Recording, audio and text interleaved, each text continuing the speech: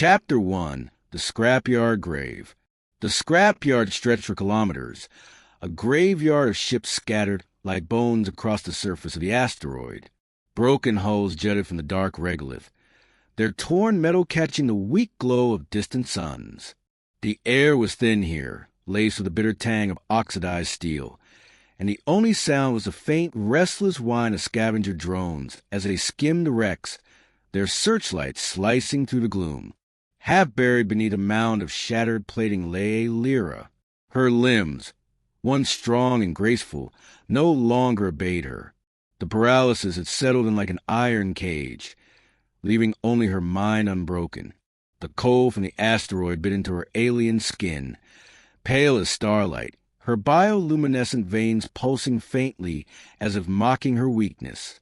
She could still hear the last words of her family echoing in her head. The broken must be discarded, and so they had left her, trash among trash.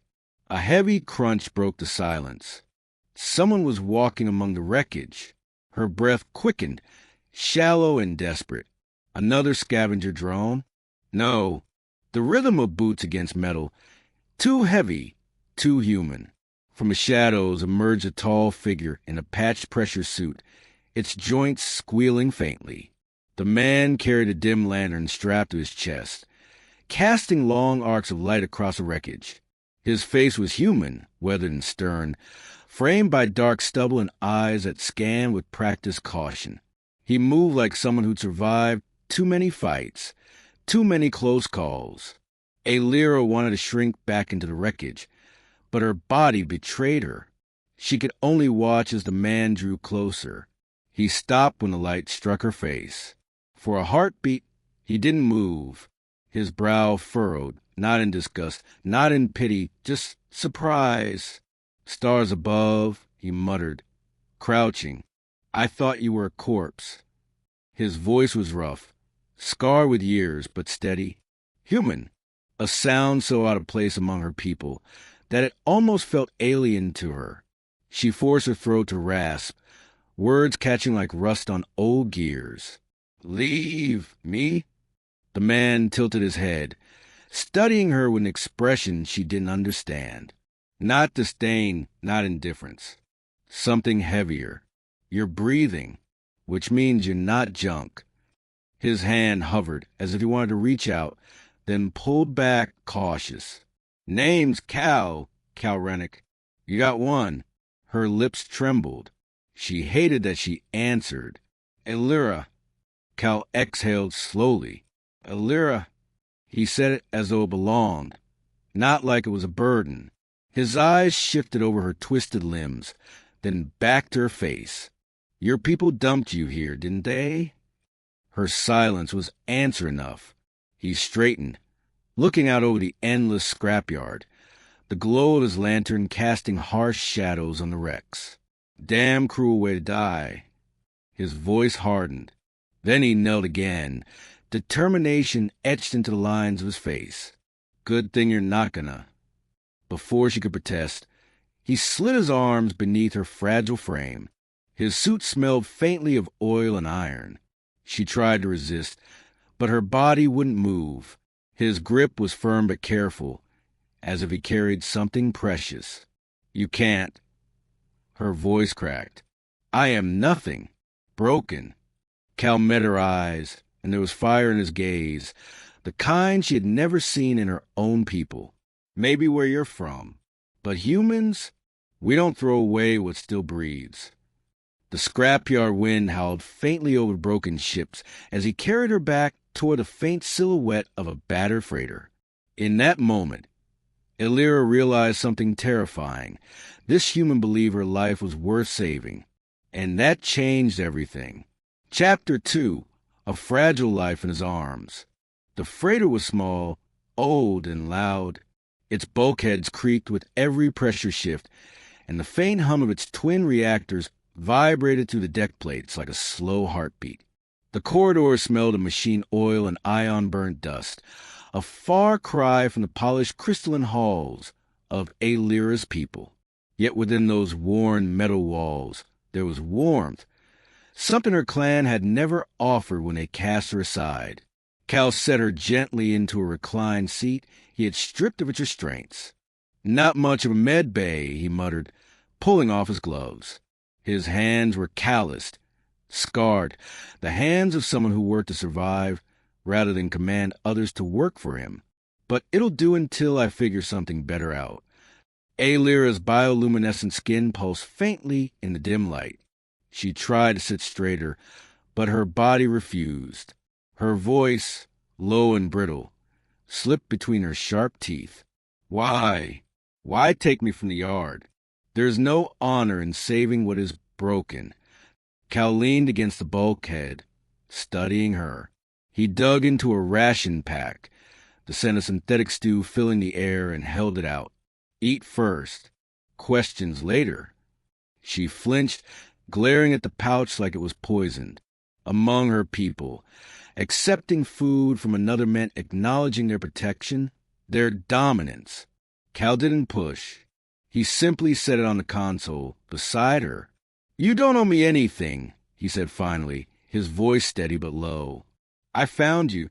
You were alive. That's reason enough." Her chest tightened. His words were simple, unadorned, yet there was something raw in them, a conviction that unsettled her. Her family had looked at her body and seen only waste. This human looked and saw what? She couldn't understand it. He turned, rummaging through a drawer until he pulled out a set of old servos, cracked panels, and hoversled core. "This thing hasn't worked in years," but with a little coaxing, he crouched beside the parts, laying them out with an almost reverent focus. Alira frowned, her voice quiet. "You mean to build a chair?" "Not a chair," Cal corrected, flashing her a quick grin that didn't quite hide his exhaustion. "A way for you to move on your own. Freedom. Can't have you staring at bulkheads all day." She blinked, her throat tightening. No one had spoken of freedom to her since the accident. Freedom had been the first thing stripped from her. As Cal worked, sparks lit the small cabin. The drone of his plasma torch filled the silence, and the smell of melted alloy clung to the recycled air. He cursed under his breath when the circuits refused to align, his stubbornness showing with every adjustment. Humans, she realized, did not stop when met with resistance. They fought against it, even if the fight was hopeless. At last, he sat back, sweat streaking his brow. The hover chair floated a few centimeters off the ground, wobbling slightly but stable. Cal exhaled a short laugh. "Ugly thing, but it'll get you around." Alira's glowing eyes lingered on the machine, then on him. Her hands twitched weakly in her lap, as if trying to reach. The words trembled from her lips, nearly inaudible. "Why are you doing this?" Cal wiped his hands on a rag, then looked at her, his gaze steady and unflinching. "Because you matter. That's enough for me." Her people would have called him a fool, but in that moment, something unfamiliar stirred in Alira's chest. Not shame, not despair. Hope, and it terrified her. Chapter 3. Enemies Among the Stars. The freighter docked with a hiss against the clamps of Vanos Prime, the largest trade station in this sector. Outside the viewport, neon banners scrolled across the sprawling city ring, advertising weapons, narcotics, and starship parts in a dozen alien languages. Vast conduits pumped out plumes of exhaust that glowed blue in the artificial light, and the station's hum vibrated like a living beast through Cal's ship. Inside the narrow docking corridor, Alira's new hover chair drifted beside him, the faint whir of its grav coils countering her fragile weight. Her luminous eyes darted nervously across the chaotic bustle of the station, where species from across the spiral crowded the markets. Tentacle merchants barked in their hissing dialects. Insectoid dockhands clattered their limbs against metal grates, and the air reeked of spiced liquor and ozone. "This place," she whispered, her voice trembling. "My kind walk here. If they see me—" Cal rested a hand on the hover chair's armrest, steady but gentle. "Then let them. You're not alone anymore. That was when the first sneers came. A group of alien traders paused as the pair passed, their mandibles clicking in derision. One spat a phrase in Alira's tongue, harsh and mocking. She lowered her gaze, shame burning through her chest. Cal stopped dead, turning just enough to face them, his jaw clenched, and for a heartbeat the tension was thick enough to crack metal. But he didn't raise his fists, not yet. Instead, he simply said, "Keep walking." His tone was flat, but there was iron underneath, the kind that dared anyone to press further. The merchants hissed something guttural, but slunk away, muttering. Alira looked up at him, wide-eyed. Among her people, insults demanded submission or punishment. This human had answered with neither, just quiet defiance. But worse was yet to come. By the time they reached the docking bazaar, a shadow loomed ahead. 3 figures in ceremonial armor stepped into the path, her clan's enforcers. Their helmets were ridged with bone-like crests, their weapons humming with charged plasma. Alira's breath caught in her throat. She recognized the sigil across their chest plates, her family's mark. Well, one growled in her language. His voice filtered through a vocoder.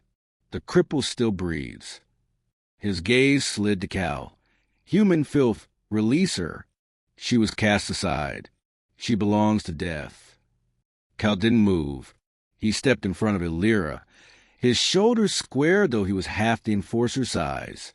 "She belongs wherever she damn well chooses," he said, voice sharp as a blade.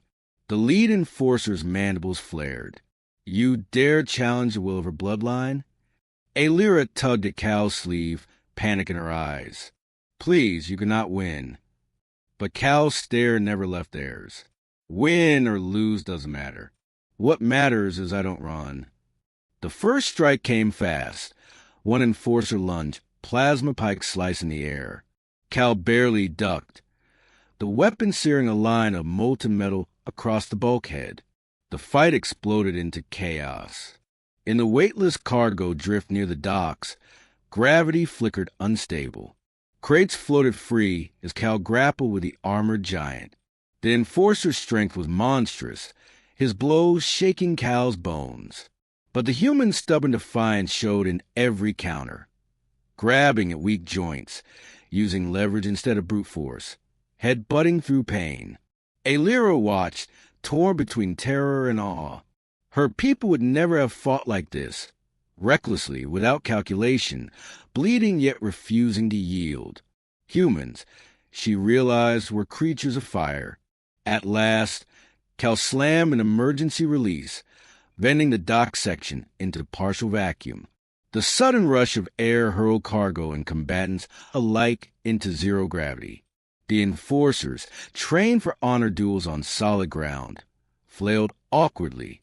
Cal, teeth gritted, kicked off a wall and drove one of them headfirst into a floating crate. The impact rang like a bell. The others hesitated, snarling. Cal's voice cut through the chaos, hoarse but fierce. "You want her dead? You'll have to kill me first. And I don't break easy." Silence followed, broken only by the echoing hum of the station's engines.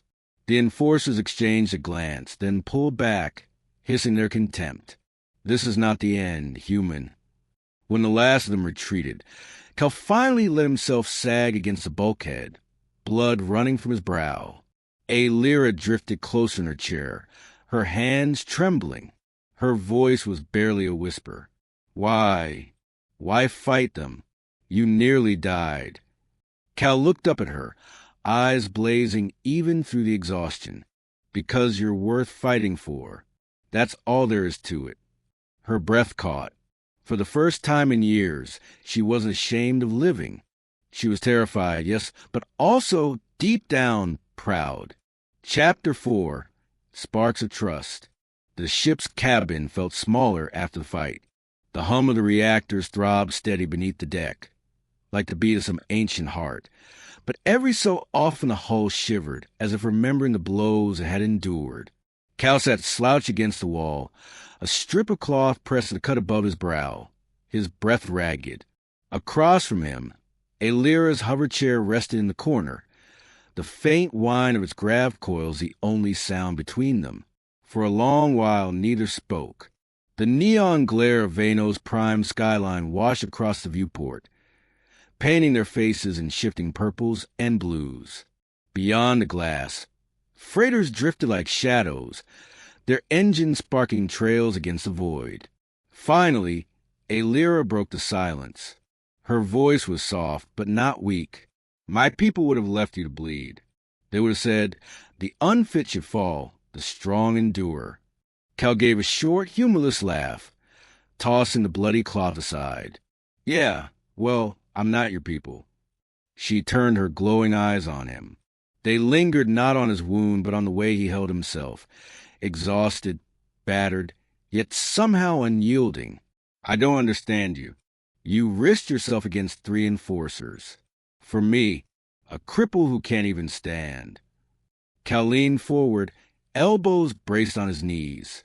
His gaze was steady, but his voice carried a weariness she hadn't heard before. Because you're more than that. You're alive, and where I come from, that's reason enough. Her hands trembled faintly in her lap, not from weakness, but from something she couldn't name. She had been taught that worth came from strength, from utility.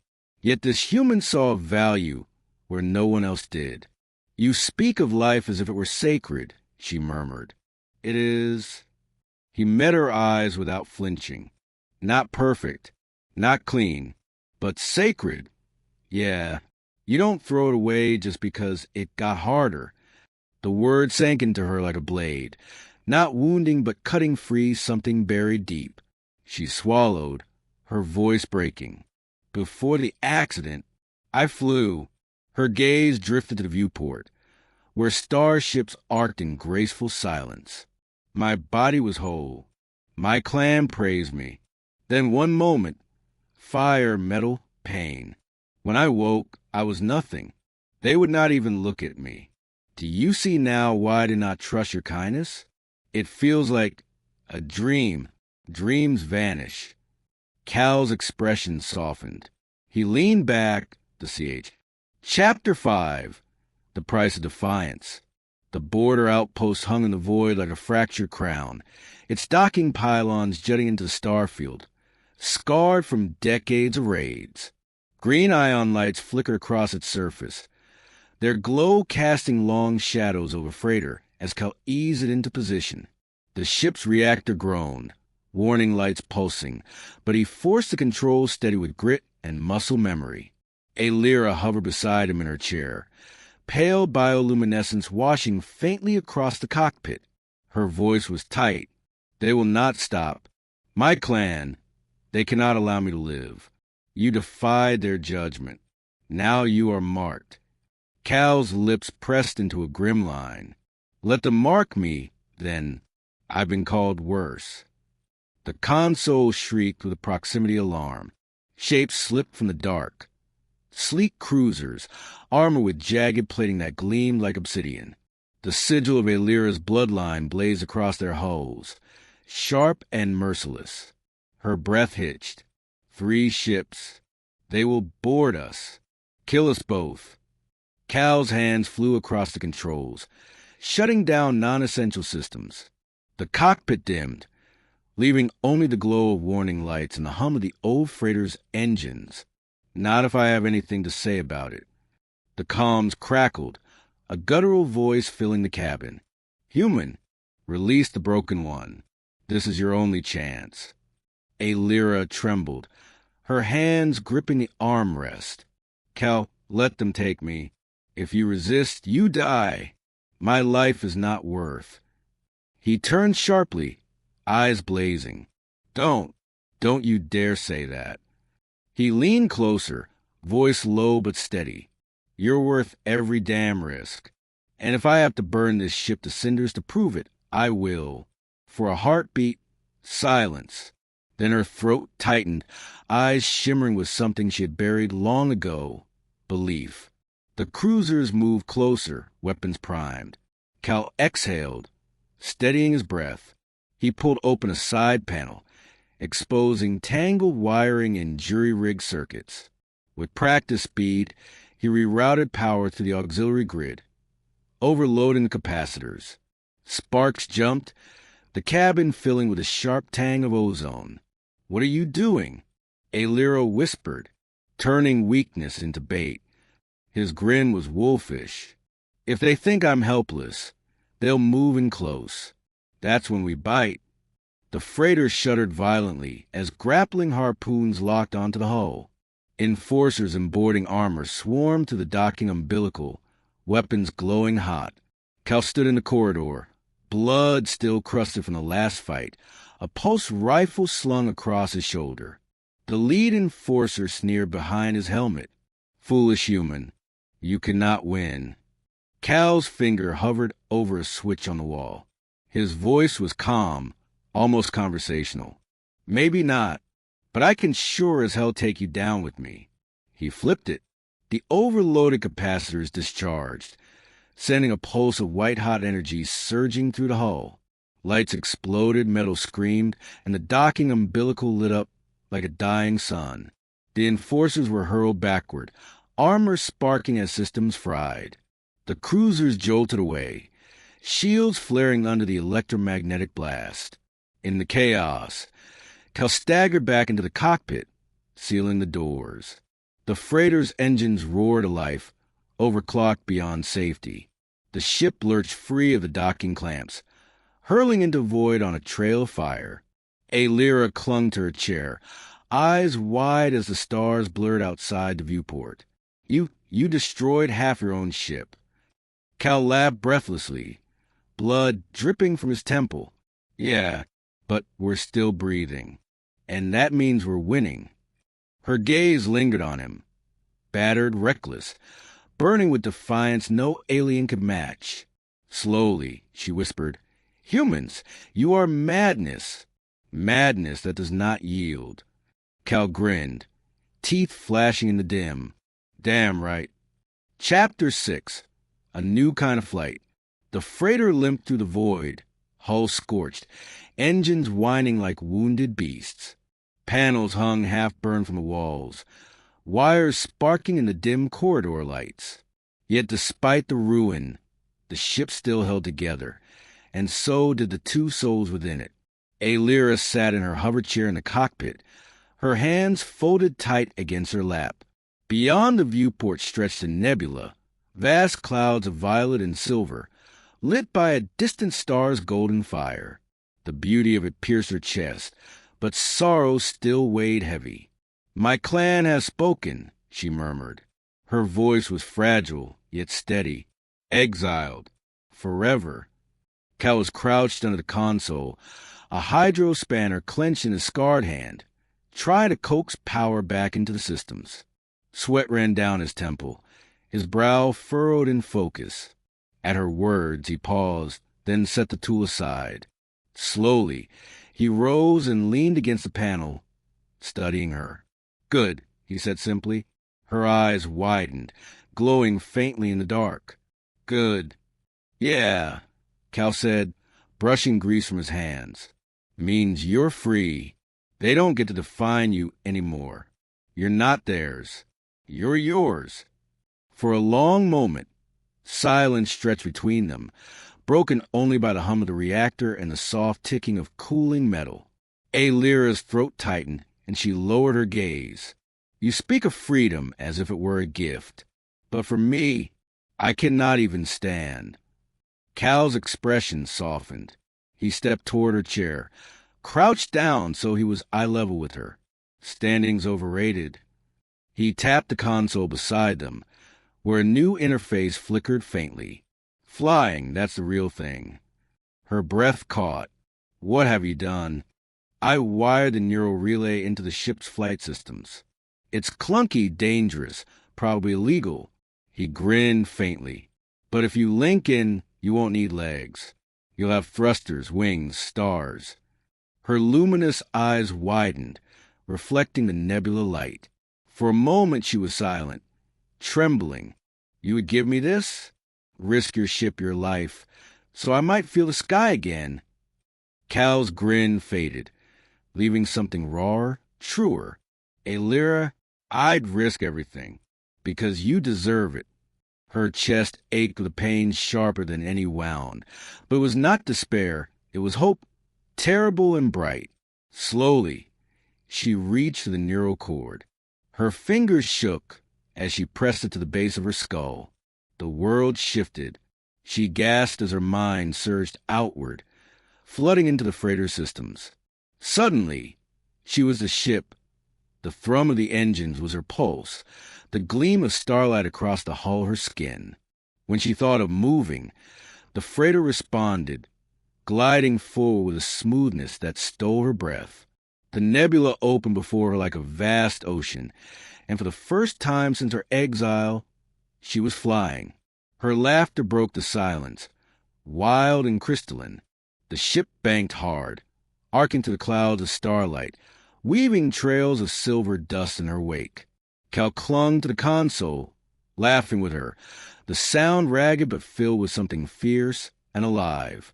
She spoke through the calm, her voice ringing with wonder. I thought I was broken, worthless, but you— Her words faltered, heavy with tears she could not shed. You showed me I can still be more, that I am not lost. Cal reached out, resting a hand on her shoulder, steady and grounding as the stars wheeled past them. You're not lost, Aelira. You're just getting started. The nebula's glow bathed them in colors beyond human spectrum, painting the cockpit in living fire. Aelira withdrew from the link breathless, her eyes shining brighter than the stars outside. Slowly, she took his hand in hers, her grip trembling but sure. My family left me to die, she whispered, but you taught me what it means to live.